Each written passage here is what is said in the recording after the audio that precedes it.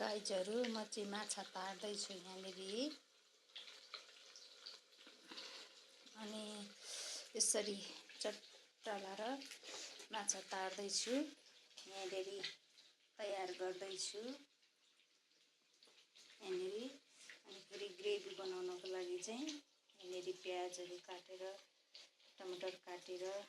मसला ready गरेर राखेको छु माछाको रेसिपी है साथीहरु तपाईहरु कसरी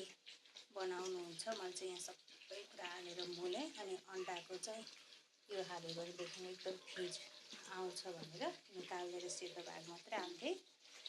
अनि यसरी यहाँ तार्दै छु माछा